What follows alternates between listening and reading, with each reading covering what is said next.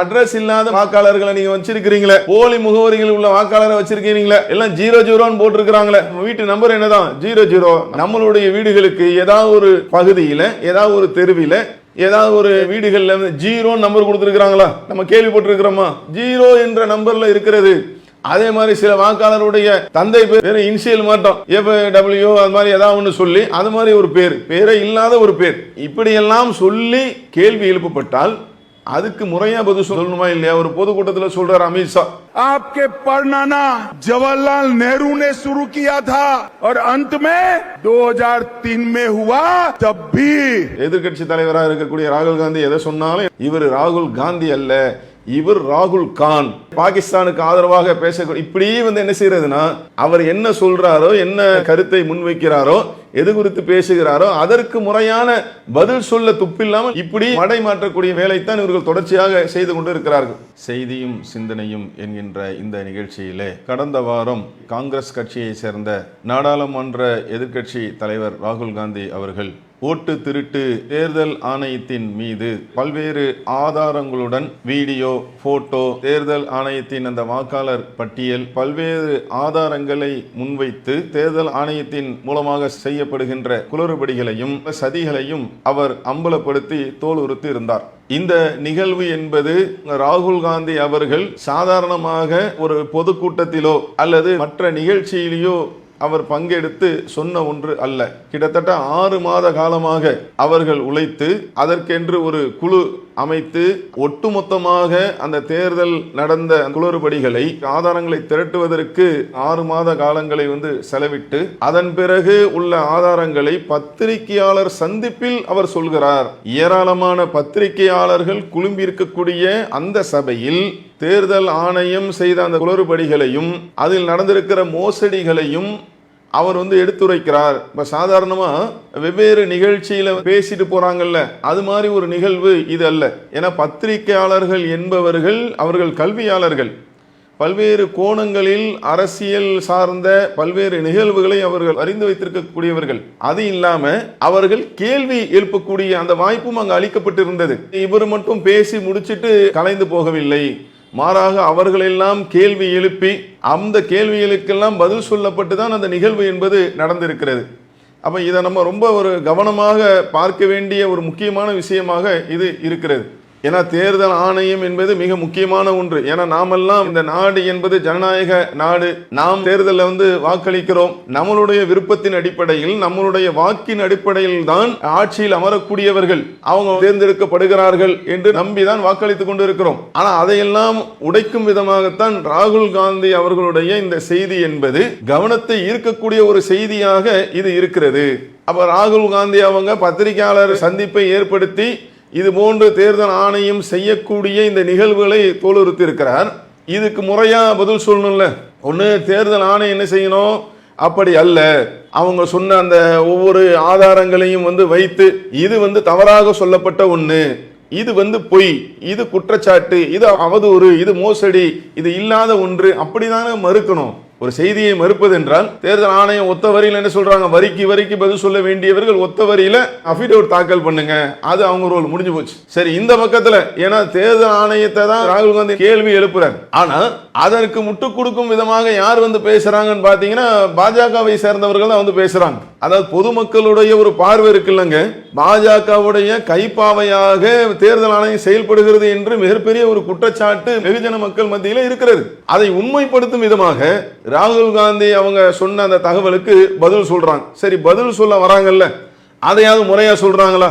சரி, ராகுல் காந்தி அவங்களை சார்ந்த அந்த குழு 6 மாத காலமாக உழைத்து பல்வேறு ஆதாரங்களை திரட்டி வீடியோ மற்றும் போட்டோ அது மாதிரி வாக்காளர் பட்டியல் எல்லாத்தையும் காட்டி டிஸ்பிளே பண்ணி அவங்க குற்றச்சாட்டு வைக்கிறாங்க.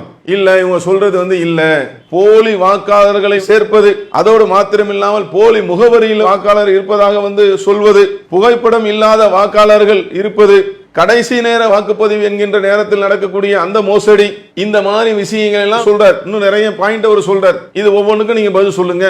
இல்ல அப்படி இல்ல, என்ன போலி வாக்காளர், என்ன முகவரி இல்லாத வாக்காளர் இந்த பாருங்க, அதுக்கு ஆதாரம் இந்த இருக்கிறது. அதே மாதிரி நீங்க டிஸ்ப்ளே பண்ணுங்க, நீங்க பத்திரிகையாளரை கூப்பிடுங்க. எங்க போன வாரம் ராகுல் காந்தி நடத்தினார்ல, அது முற்றிலும் பொய், இந்த இருக்கு பாருங்க ஆதாரம் அப்படின்னு நீங்க சொன்னீங்கன்னா மக்கள் ராகுல் காந்தி சொன்னதை நம்புவாங்களா? தெளிவா என்ன செஞ்சிருவாங்க, இல்ல இந்த ஆதாரம் இருக்கு அப்படின்னு சொல்லி இதன் பக்கம் வந்து விடுவார்கள். ஆனா இவங்க சொல்றதெல்லாம் என்ன தெரியுமா? பொதுக்கூட்டத்தில் அமித்ஷா பேசுறார், வாக்காளர் திருத்தத்தை வந்து துவங்கியவர் யார் தெரியுமா? உங்க தாத்தா ராகுல் காந்தி தான். அதாவது ராகுல் காந்தி கிட்ட சொல்றாரு, ராகுல் காந்தியுடைய தாத்தா வந்து நேரு தான் வந்து வாக்காளர் திருத்தத்தை வந்து தொடங்கினார். राहुल जी को भी कहना चाहता, बंद करिए ये वोट बैंक की राजनीति।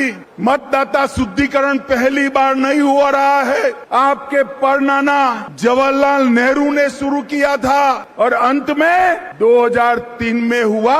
तब भी கேள்வி என்ன கேட்கப்படுது, என்ன பதில் சொல்றாரு பாக்குறீங்களா? இதுல நம்ம தெளிவா விளங்கணுங்க. பொதுமக்களாக இருக்கக்கூடிய, ஏன்னா நமக்கு தான் வந்து அந்த வாக்கு என்ற உரிமை இருக்கிறது, வாக்கு என்ற அதிகாரத்தை நாம் தான் கையில் வைத்திருக்கிறோம். அதில் தான் தற்போது மோசடி நடப்பதாக ராகுல் காந்தி அவர்கள் சொல்லி இருக்கிறார்கள். இதுக்கு பதில் சொல்லும் விதமாக இவங்க என்ன சொல்றாங்க, உங்க தாத்தா இருக்கிறாருல்ல, நேரு இருக்கிறாருல்ல, அவர் நம்ம வாக்காளர் திருத்தத்தை அதை துவங்கி வச்சாரு. எங்க வாக்காளர் திருத்தம் என்பது ஒவ்வொரு தேர்தலின் போதும் நடக்கும். புது வாக்காளர்கள் சேர்ப்பது, முகவரியை சரி செய்வது, இது மாதிரி வந்து ஒவ்வொரு நேரத்திலையும் நடக்கக்கூடிய ஒண்ணு. அதை நேரு அவங்க தொடங்கி வச்சாங்கன்னா வைங்களா, அதுல என்ன தப்பு இருக்கு? ராகுல் காந்தி அதையா கேட்டாரு, எப்பா நீ வந்து அட்ரஸ் இல்லாத முகவரி இல்லாத வாக்காளர்களை நீங்க வச்சிருக்கிறீங்களே, போலி முகவரிகள் உள்ள வாக்காளரை வச்சிருக்கீங்களே, எல்லாம் 00 போட்டிருக்கிறாங்களே, வீட்டு நம்பர் என்னதான் 00. நம்மளுடைய வீடுகளுக்கு ஏதாவது ஒரு பகுதியில, ஏதாவது ஒரு தெருவில, ஏதாவது ஒரு வீடுகள்ல 0 நம்பர் கொடுத்திருக்கிறாங்களா? நம்ம கேள்விப்பட்டிருக்கிறோமா? 0 என்ற நம்பர்ல இருக்கிறது.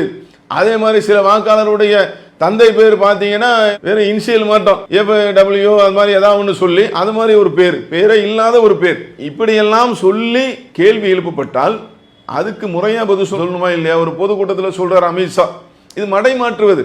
உங்க தாத்தா வந்து நேரு தான் வந்து காரணம் அப்படின்னு சொல்றாருல, இது என்ன அப்படின்னா வந்த தகவலை வந்து மடை மாற்றுவது. ஓட்டு திருட்டுன்னு ஒன்று வருது இல்லை, இதை வந்து மடை மாற்றுறதுக்கு என்னவா, நீங்க தான் காரணம், அவங்க தான் காரணம். இதே மாதிரி யாராவது முறையா கரெக்டா பதில் சொல்லுவாங்கன்னு பார்த்தா மக்கள் எதிர்பார்த்து கொண்டு இருக்கிறார்கள். ஏன்னா இது வந்து மக்கள் மனதில் வந்து மிகப்பெரிய ஒரு அதிர்வலைகளை ஏற்படுத்தி இருக்கிறது. அங்கிருந்து இன்னொருத்தர் வரார், பாஜகவுடைய செய்தி தொடர்பாளராக இருக்கிறார், கௌரவ் பாட்டியா செய்தியாளர் சந்திப்பு நடத்துறார். அப்ப அந்த மாதிரி நடத்தும் போது அவரும் என்ன சொல்றாரு, ராகுல் காந்தி தேர்தல் ஆணையத்தின் மீது நம்பிக்கை இல்லாவிட்டால் தார்மீகமாக தன்னுடைய நாடாளுமன்ற உறுப்பினர் பதவியை அவர் ராஜினாமா செய்ய வேண்டும். எப்ப இதுவா பதில்? பொதுமக்கள்லாம் மிக தெளிவாக இருக்கிறார்கள், இதுவா பதில்? இதே கேட்டாங்க. கேட்டது என்ன, மோசடி நடந்திருக்கிறதா, தில்லுமுள்ளு நடந்திருக்கிறதா, குளறுபடிகள் நடந்திருக்கிறா, அதுக்கு சொல்லுங்க, அதுக்கு பேசுங்க. நீங்க பேச வேண்டிய அவசியமே இல்லை. முதல்ல சம்பந்தப்பட்ட தேர்தல் ஆணையம் தான் என்ன செய்யணும், அதுக்கு பதில் சொல்லணும். சரி, நீங்க வரிஞ்சு கட்டிட்டு வரீங்கல்ல, கரெக்டா சொல்லுங்க. அது இல்லாம இன்னும் என்ன சொல்றாங்க, அவர் வந்து அராஜகமாக பேசக்கூடியவர், ராகுல் காந்தி வந்து அராஜகமாக பேசக்கூடியவர், அழிமைக்கு சென்று கொண்டு இருக்கிறார் என்றெல்லாம் மடை மாற்றுகின்ற வேலையைத்தான் இவங்க வந்து பாக்குறாங்களே தவிர, அவர் வச்ச பத்திரிகையாளர்கள் சந்திப்பை நடத்தி, நீங்கள் அன்பார்ந்த சகோதர சகோதரிகளே நல்ல ஆழமா யோசித்து பாருங்கள். பத்திரிகையாளர் சந்திப்பில் பேசியிருக்கிறார். உண்மை இல்லாத பேச முடியுமா? அங்க வந்து மோசடியான தகவலை இல்லைன்னா உண்மைக்கு புறம்பான தகவலை அங்க சொல்ல முடியுமா? பத்திரிகையாளர்கள் சந்திப்பில் விட்டு விடுவார்களா? இதுக்கெல்லாம் ஆதாரம் எங்கன்னு கேட்க மாட்டாங்க, ஆதாரத்தை காட்டிதானே பேசினார். அப்ப அதுக்குரிய பதில வந்து சொல்லாம என்ன செய்யறாங்க, மடை மாற்றக்கூடிய இந்த வேலையை தான் இவங்க வந்து செஞ்சுட்டு இருக்கிறாங்க. இது நீங்க நல்லா நீங்க ஆழமா யோசிச்சு பார்த்தீங்கன்னாங்களும் உங்களுக்கு தெரியும். எதிர்கட்சி தலைவராக இருக்கக்கூடிய ராகுல் காந்தி எதை சொன்னாலும் என்ன செய்யறது, இவர் ராகுல் காந்தி அல்ல, இவர் ராகுல் கான், இவர் வந்து பாகிஸ்தானுக்கு ஆதரவாக பேசக்கூடிய, இப்படி வந்து என்ன செய்யறதுன்னா அவர் என்ன சொல்றாரோ, என்ன கருத்தை முன்வைக்கிறாரோ, எது குறித்து பேசுகிறாரோ அதற்கு முறையான பதில் சொல்ல துப்பில்லாமல் இப்படி மடை மாற்றக்கூடிய வேலைத்தான் இவர்கள் தொடர்ச்சியாக செய்து கொண்டு இருக்கிறார்கள். அப்ப இதுல நம்ம சொல்ல வேண்டிய தகவல் என்ன, இந்த ஜனநாயக நாட்டில் வாழக்கூடிய பொதுமக்களாக இருக்கக்கூடிய, ஓட்டுரிமையை கையில் வைத்திருக்கக்கூடிய மக்களாக இருக்கக்கூடிய நாம் கவனிக்க வேண்டிய மிக முக்கியமான ஒரு அம்சம், ராகுல் காந்தி அவர்கள் பத்திரிகையாளர் சந்திப்பில் எழுப்பிய கேள்விகளுக்கு முறையாக இன்னும் பதில் அளிக்கப்படவில்லை. மடை மாற்றக்கூடிய வேலை தான் நடந்து கொண்டு இருக்கிறது. அப்ப அவங்க ஆதாரத்தோடு சொன்ன அந்த செய்திகளுக்கு பதில் என்ன, அது மாதிரி நடந்துச்சா இல்லையா எங்களுக்கு கேள்வியெல்லாம் வருது இல்லை. இதை கவனிக்கக்கூடியவர்களாக, ஏன்னா இது நம்மளுடைய வாக்குரிமை சம்பந்தப்பட்டது, நமக்கு வழங்கப்பட்டு இருக்கக்கூடிய மிக முக்கியமான ஓட்டுரிமை. ஏன்னா ஜனநாயக நாடுன்னா அதுதானங்க, ஜனங்கள் தான் தலைவர்கள், அவங்க தான் ஆட்சியாளர்களை தேர்ந்தெடுப்பாங்க என்பதுதான் ஜனநாயக நாட்டுடைய மிகப்பெரிய ஒரு அடிப்படையாக இருக்கிறது. அதற்கே பங்கம் விளைவிக்கும் விதமாக ஒன்று நடந்திருப்பதாக ராகுல் காந்தி அவங்க சொல்றாங்க, அதற்கு முறையான பதில் இல்லாமல் இருக்கிறது. அப்போ நாம இந்த விஷயத்துல சாதாரணமாக இந்த செய்தியை கடந்து விடாமல் இதை மிக கவனத்தோடு இதை கவனிக்கக்கூடியவர்களாக, நாம இதை நோக்கி நாம சிந்திக்கக்கூடியவர்களாக, இந்த நாட்டுடைய மிக முக்கியமான ஒரு அம்சமாக இருக்கக்கூடிய உச்சநீதிமன்றம் தன்னார்வமாக அவங்களே என்ன என்று கவனித்து இவர் எழுப்பிய கேள்விகள் குறித்தும் இதற்குடைய விடையை பெற்றுத்தரக்கூடிய அந்த பொறுப்பு என்பது மக்களுடைய எதிர்பார்ப்பு அந்த மாதிரி இருக்கிறது. உச்ச நீதிமன்றம் தலையிட்டு இதற்கு ஒரு முடிவினை தர வேண்டும் என்பதை சொல்லி இந்த செய்தியில பொதுமக்கள் அனைவரும் மிக கவனமாக விழிப்புணர்வோடு செயல்பட வேண்டும் என்பதையும் சொல்லி இந்த நிகழ்ச்சியை நிறைவு செய்கிறோம். அல்லாஹு அக்பர், அல்லாஹு அக்பர்.